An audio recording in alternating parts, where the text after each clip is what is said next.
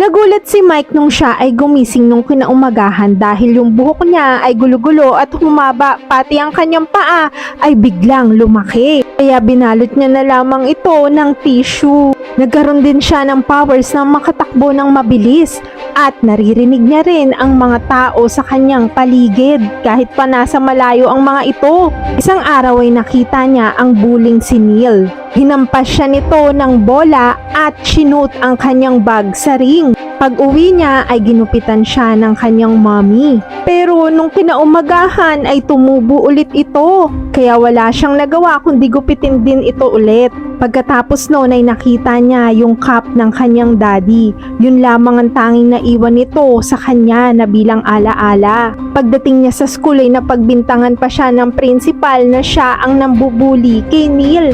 Kailangan niyang mapatunayan na wala siyang kasalanan upang hindi siya maparusahan.